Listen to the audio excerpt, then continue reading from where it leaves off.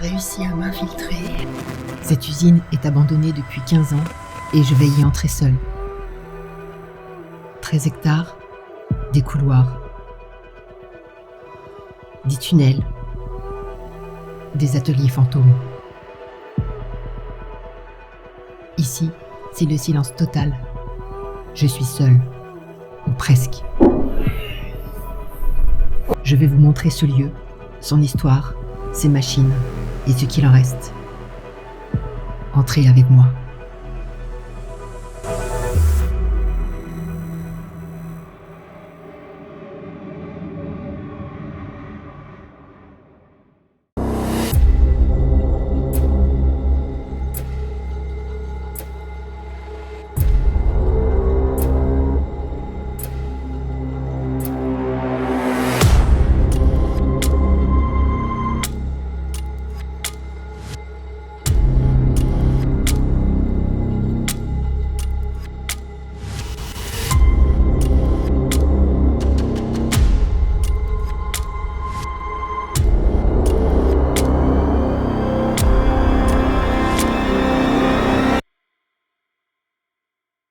J'ai réussi à m'infiltrer. L'infiltration n'est pas discrète. Il y a des corbeaux partout. Oui. Voilà. Donc, je suis toute seule.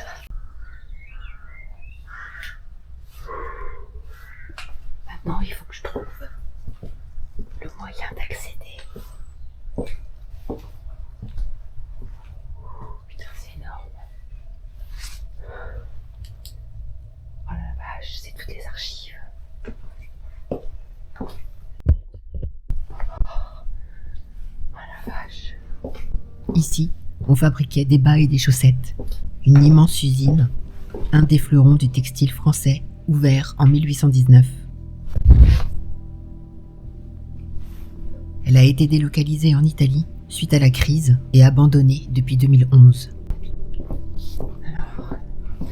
Cette usine de 13 hectares a été rachetée en 2025. Ce n'est donc plus un urbex. Je n'avais pas prévu de partager cette immersion, mais j'ai envie de vous emmener avec moi, vous montrer ce qu'est explorer seul, l'adrénaline, la frayeur, le silence. Je vous laisse découvrir ce géant de béton avec moi.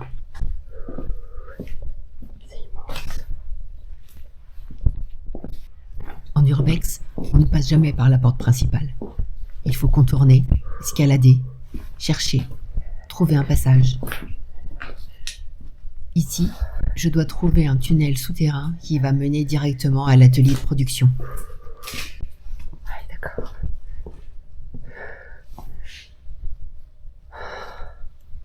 C'est le dépôt ici. Je ne suis là que pour explorer, sans attente, sans chercher de contact. Il faut que je trouve un sous-sol. Il faut que je me repère en même temps. Mais ici, comme souvent, certaines choses arrivent d'elles-mêmes, sans que je les appelle. Il faut que j'arrive à atteindre un sous-sol.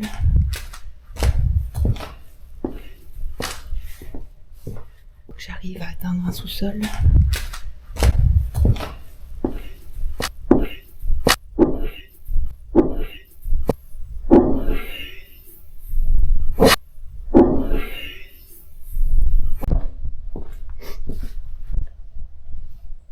Retour client.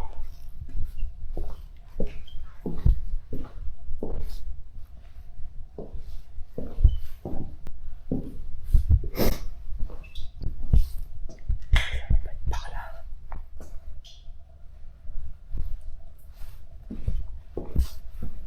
J'y étais, non? Ah, c'est ça.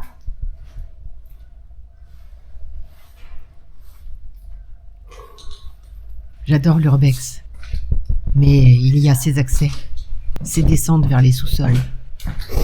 Je les déteste.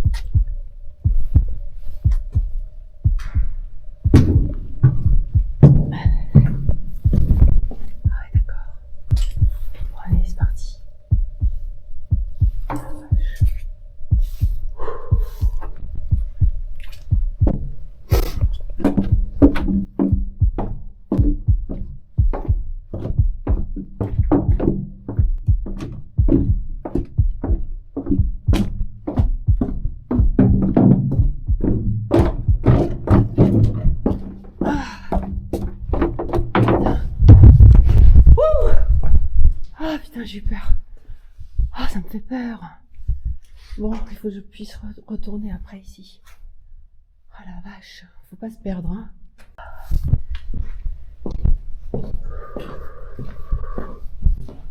Ouais, ok. Il y a des flèches. C'est là. Oh, tuyau. Ok. Ok, ok, ok.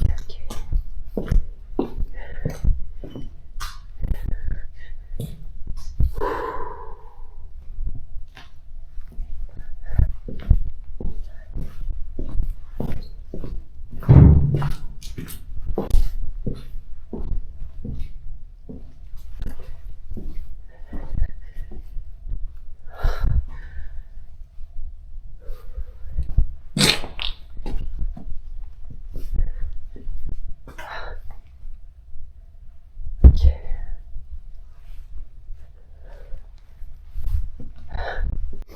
Ah, voilà quelque chose de familier, ça me fait du bien.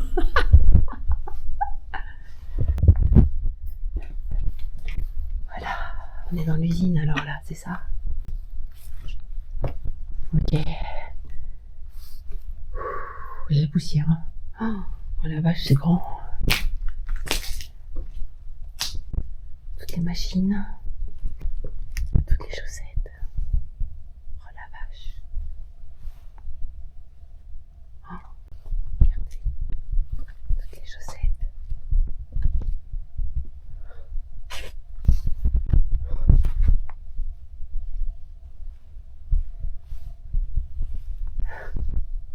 J'ai un Bobby avec moi. Dans cette manufacture de chaussettes, il y avait 8 étapes pour la création. Le stockage, le tricotage, le remaillage, le lavage, le formage, le contrôle qualité, l'étiquetage et l'expédition. C'est un gros pins.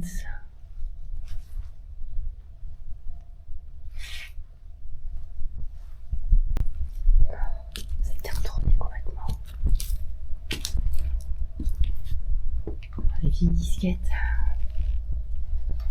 Oh là là, les vieilles machines.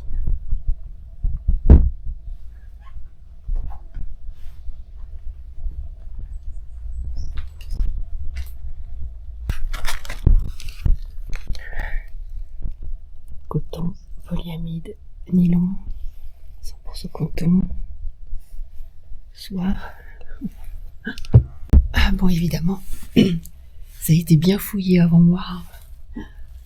Mais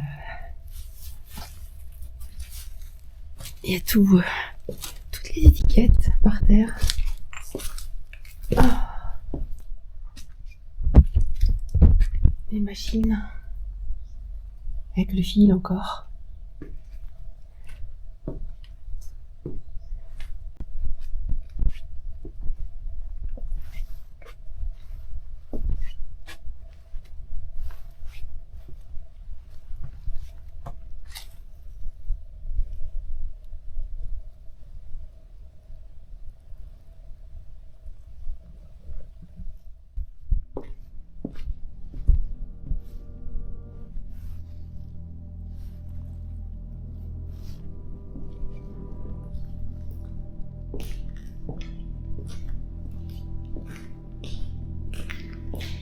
J'avoue ne pas être à l'aise dans les sous-sols. C'est comme dans les caves. Il n'y a pas d'échappatoire. La visibilité est restreinte en cas d'agression.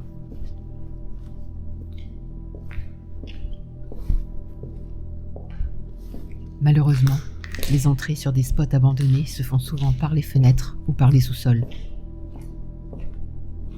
J'ai hâte de voir la lumière du jour.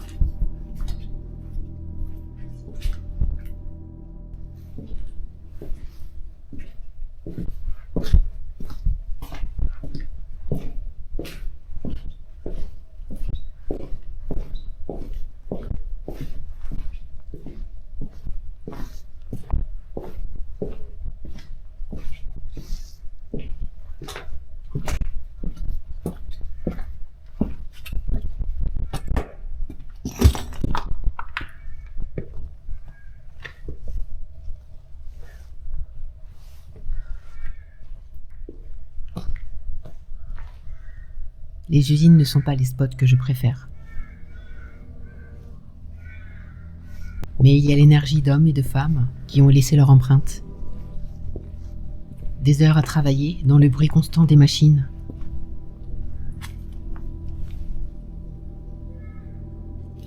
Le métal en mouvement, les voix obligées de s'élever pour exister au-dessus du vacarme. Aujourd'hui, le silence a tout remplacé. Il y a de la beauté dans la décrépitude. C'est émouvant d'imaginer la vie qui animait cet endroit.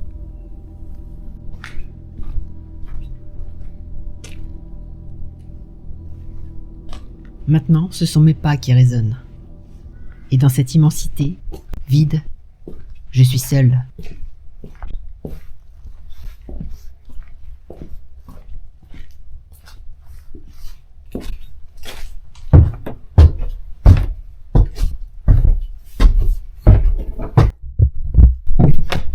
Dans une manufacture, il y a 2 types de bureaux.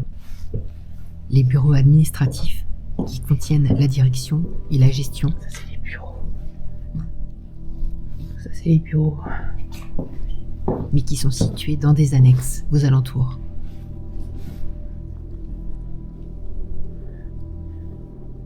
Ici, ce sont les bureaux des ateliers, qui concernent la production et la supervision.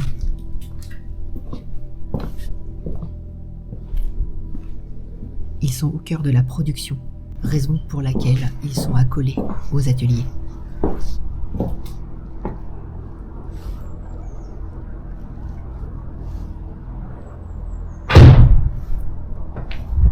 Leur rôle était de contrôler et coordonner la fabrication en temps réel. C'est un peu le poste de commandement de terrain.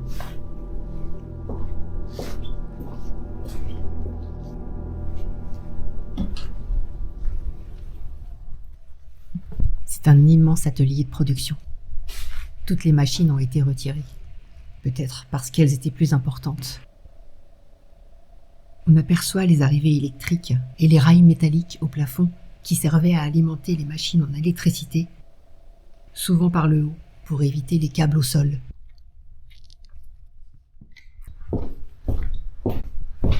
On entre dans mes pièces préférées. Ici, c'est l'atelier de création des nuanciers. Ces planches servent à définir, à visualiser et à valider les couleurs avant la fabrication. Ici, les couleurs prenaient vie. Chaque fil, chaque nuance était testée, cataloguée, avant de devenir une chaussette. Ces nuanciers sont la mémoire des couleurs de la manufacture.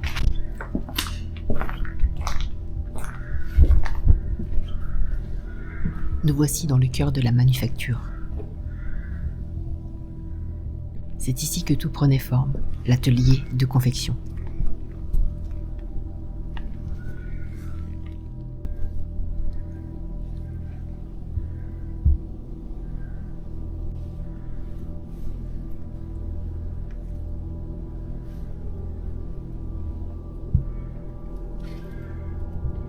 Ces machines tricotaient la jambe, le pied, la tige et la pointe.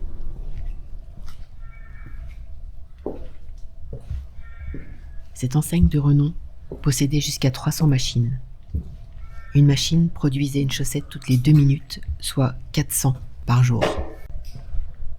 Au final, c'est entre 20 000 et 80 000 chaussettes qui sortaient de l'atelier tous les jours.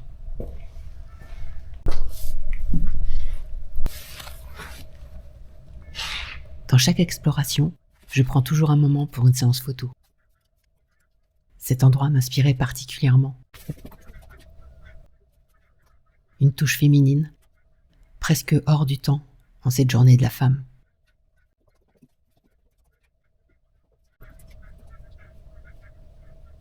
C'est fou comme un seul lieu peut devenir un véritable ascenseur émotionnel. Ici, une parenthèse de douceur, enveloppée par ces murs roses et ce silence apaisant.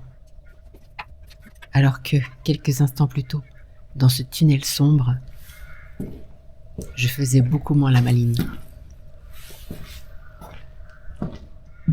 Quoi de mieux que de se rendre dans une usine de bas et de chaussettes. Voilà. Une usine abandonnée depuis très longtemps.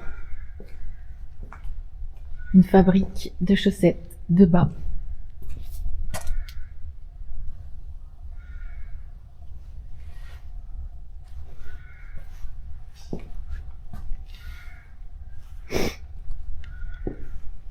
Seul, ici, pourquoi pas. Bon allez, on va se rendre aux étages.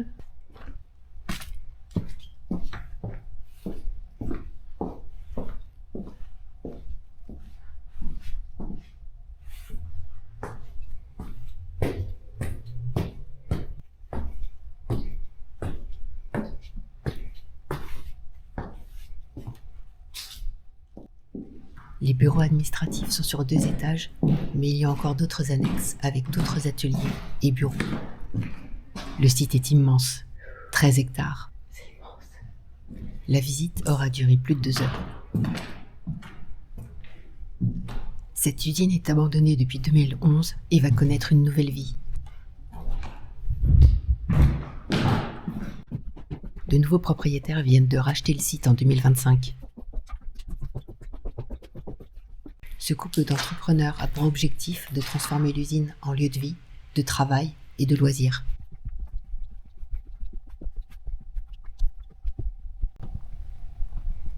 C'est vraiment des vieux bâtiments.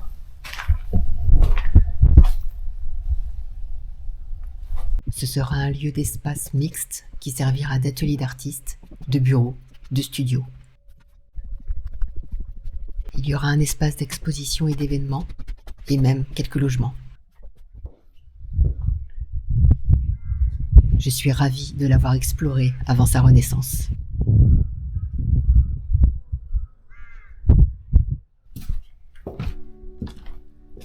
Je vais finir cette exploration par les archives.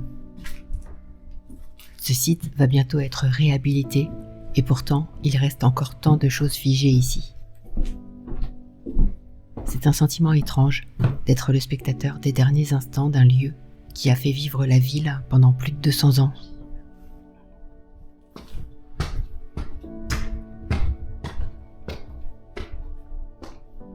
C'est pour ça que j'aime l'urbex. C'est une chance unique de vivre cette transition. Ici, le lieu va revivre, passant de l'abandon depuis plus de 15 ans à un souffle nouveau.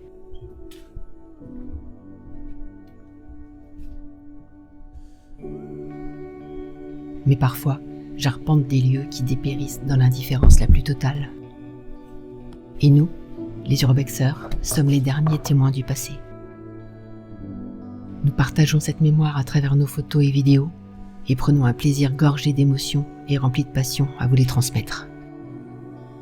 L'urbex, c'est avant tout une passion. Des explorateurs, des photographes, des vidéastes, des passionnés d'histoire, d'objets anciens, ou simplement l'envie de se retrouver seul, hors du temps, l'espace d'un instant. L'urbexeur a un profond respect pour sa passion. Je vous demande de ne jamais confondre notre univers avec celui des vandales, des voleurs, ou de ceux qui détruisent ce qu'ils ne possèdent pas.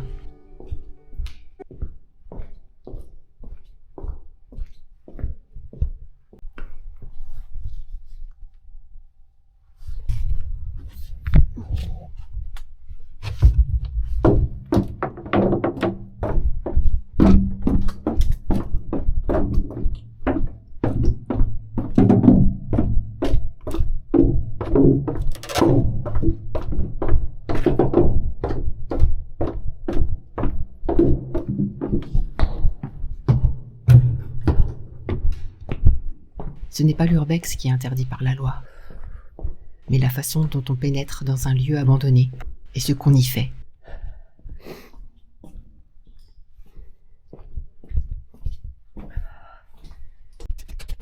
Je crois que je n'arrêterai que le jour où je ne pourrai plus marcher.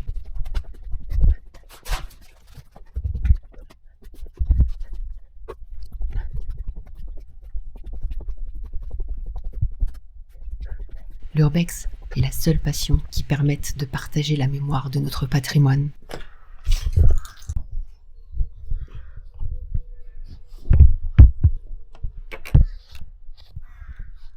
Et de garder vivante l'histoire de ces lieux.